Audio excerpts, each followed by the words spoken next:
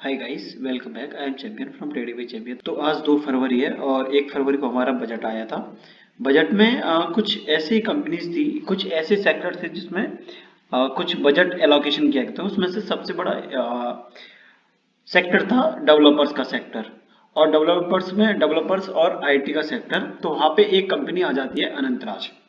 अनंतराज अनंतराज का business model क्या है? Anantraj is a prominent Delhi NCR based real estate developer से engaged in the construction development of residential township commercial project IT parks, more recently data center and cloud services।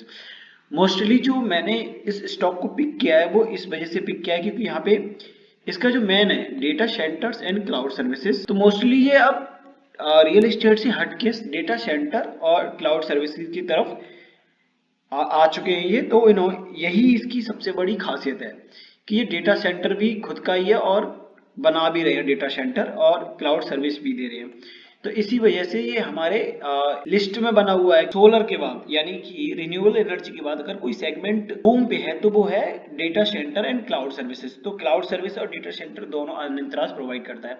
तो इसके हम business की बात करें तो बिजनेस मैंने बता दिया इसका क्या है। क्लाउड सर्विस अपनी चलाते हैं, ये डेटा सेंटर चलाते हैं और लगभग और एनसीआर में इनका मोस्टली प्रोमिनेंट प्लेयर है बिजनेस डेवलपर्स में। तो इनका जो मार्केट जो सेल्स है वो सेल्स आती है अप्रॉक्स 65% आती है प्रॉपर्टी के सेल से और 10% 25% कंस्ट्रक्शन सर्विसेज से एंड 10% लीजिंग से आती है इनके पास। तो इनके बिजनेस सेगमेंट की बात करें ये किस किस में काम करते हैं। रेसिडेंशियल रियल एस्टेट डेवलपर्स हैं, कमर्शियल रियल एस्टेट जैसे IT park, shopping mall and office complex बनाते हैं, डेटा सेंटर क्लाउड सर्विस भी प्रोवाइड कराते हैं, हॉस्पिटैलिटी भी है एंड इंफ्रास्ट्रक्चर मैन्युफैक्चरिंग में भी ये रोल। अब देखो इसके हम फाइनेंशियल पे जाएंगे। जब फाइनेंशियल पे आ जाते हैं तो हम यहाँ पे जाएंगे तो यहाँ पे सेल्स जो रियल एस्टेट से सेल्स है वो 96% है 2024 में। रियल्टल एंड सर्विसेज से 4% ये अपना कमा रहे हैं अभी भी, क्योंकि ये डेटा सेंटर अभी बना रहे हैं। क्लाउड सर्विस थोड़ी अभी चलाई है इन्होंने, तो यहाँ पे बहुत बड़ा गेन है इसके लिए। और जो ऑनगोइंग प्रोजेक्ट है इनके वो रेजिडेंशियल प्रॉपर्टीज है और कमर्शियल से कुछ इनके डेटा सेंटर्स इनके, ये मेन है इस कंपनी का जो अभी आने वाला, क्योंकि इस बूम सेक्टर है ये भी जो right now the company proposes to scale up data centre capacity 307 megawatt within 5 to 6 years as the quarterly 3 financial year 2025. It is developing 15 megawatt in the Manesar and 7 megawatt in the Panchkula, bringing in the IT load capacity under the development of 22 kilowatt। मतलब ये अब इनके दो centre है, एक 7 megawatt का और एक 15 मेगावाट का। तो ये दो तो चल रहे हैं, लेकिन अगले 5 से 6 साल में 307 मेगावाट का डेटा कैपेसिटी के डेटा सेंटर से ओपन करने वाले हैं।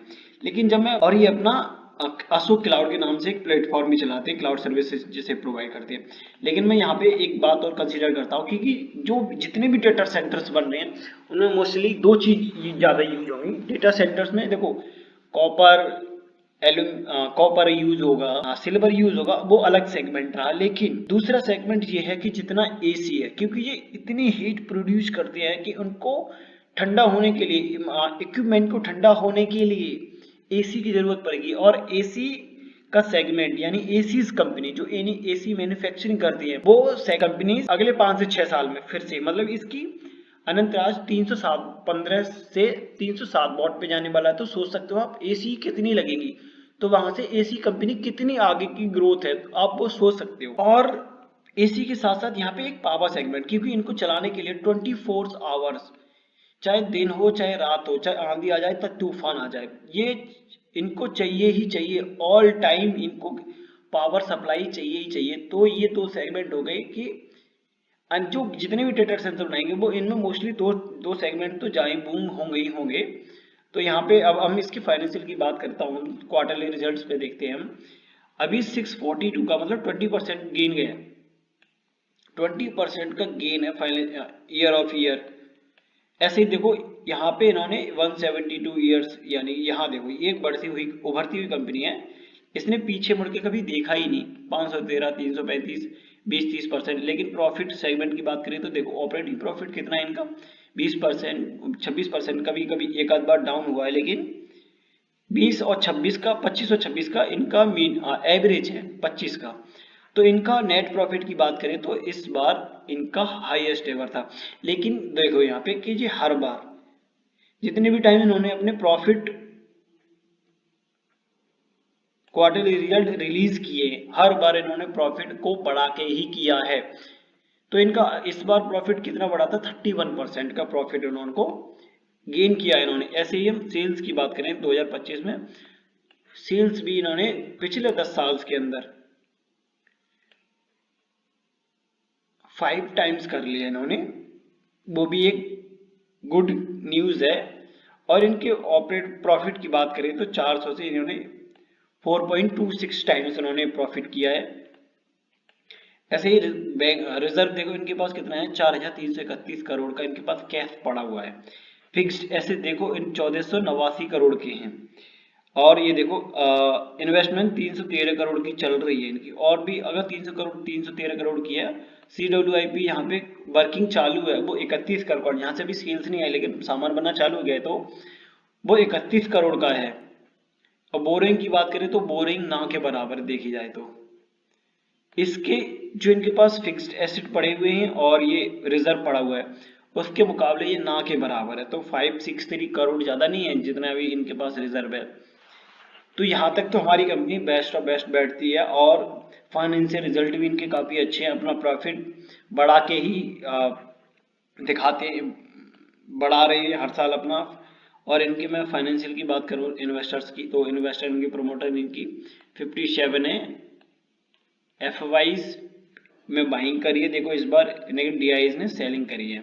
तो 26% में सिर्फ पब्लिक है। तो ये कंपनी आप देखो, इसके में अब टेक्निकल चार्ट पे आते हैं। तो टेक्निकल चार्ट पे क्या हुआ कि इनके फाइनेंशियल 21 तारीख को रिलीज हुए थे, 21 को यहाँ पे आए थे। तो 22 को थोड़ा सा जब इनको प्रॉफिट हाईएस्ट एवर दिखा था तो थोड़ा सा जंप दिखा था उसमें, गैप अप ओपनिंग हुई थी 3.1%। लेकिन ये 1 फरवरी को हमारा बजट आया, और बजट में जैसे ही डेटा सेंटर्स या IT पार्क और रियल एस्टेट यानी इंफ्रास्ट्रक्चर पे जैसे ही एलोकेशन बोला गया, उसको बूम करने के लिए बोला गया, तो उसके बाद ये हमको 5.1% की उस दिन भी, यानी जिस दिन बजट आया था उस दिन भी हमको एक अच्छी खासी 5.31% की उछाल दिखी थी। और उसके बाद 5.11%, मतलब 2 दिन के अंदर लगभग 11% की उछाल हमको मिली है इसमें। और अगर इसका पीछे वाला बिजनेस देखा जाए तो इसने पिछली रैली में अच्छा खासा बूम दिखाया है, क्योंकि इस सेगमेंट में कोई कंपनी नहीं है। क्योंकि जो एक तो ये डेवलपर्स भी है, अच्छे खासे इसके प्रॉफिट भी है, लेकिन अभी हमारे पास इसमें इन्वेस्ट करने का मौका है या नहीं, तो मैं दिखाता हूँ तुम्हारे पास। इस कंपनी का हाईएस्ट एवर था इस टाइम पे, सॉरी ये क्या होगा, ये इसका हाईएस्ट एवर है। और लेकिन अब ये कंपनी, इसका प्रॉफिट देखो तो हर साल बढ़ के आ रहा है, लेकिन कारण क्या है कि कारण तो कोई नहीं है इसका। देखो कि ये कंपनी 41% डाउन पड़ी है, तो कारण तो कोई नहीं। देखो फाइनेंशियल हमने देख लिया, फंडामेंटल हमने देख लिया इसके कि कोई भी ऐसी कमी नहीं है कि जिसकी वजह से ये डाउन होनी चाहिए। तो मार्केट का बिहेवियर है, जो ऊपर जाता है वो नीचे आता ही आता है। लेकिन अगर कंपनी के पास ग्रोथ प्रोस्पेक्टिव, अगर कंपनी ग्रोथ फ्यूचर है, तो वो कंपनी फिर से अपना टॉप हाई बनाएगी बनाएगी। और ऐसी ही ये कंपनी है, क्योंकि डेटा सेंटर्स आने वाले हैं, डेटा सेंटर्स की भरमार आने वाली है इंडिया के अंदर, तो ये कंपनी फिर से अपना डबल हाई बनाएगी ही बनाएगी। तो ये 41% को गेन करने का हमारे पास टाइम है। तो जब हम 40% को हम गेन करते हैं, जब गेन करने की बात लगाते हैं, तो अभी अगर यहाँ पे हम बाई कर लें तो हमारे पास ये कितना कितना परसेंटेज है बाई करने का, कितना प्रॉफिट हो जाएगा हमको, 70%। ये 70% को पाने का मौका अभी हमारे पास। लेकिन मैं इस वीडियो में बिल्कुल क्लियर कर दे रहा हूँ कि ये सिर्फ एजुकेशन पर्पज थी की, तो इस वीडियो में बिल्कुल क्लियर कर दिया कि मैं यहाँ पे कोई भी बाय और सेलिंग का रिकमेंडेशन नहीं दे रहा हूँ, क्योंकि मैं कोई सेबी रजिस्टर्ड नहीं हूँ। ये वीडियो सिर्फ एजुकेशन पर्पज से है, ये आपके लिए कोई भी सिग्नल नहीं है।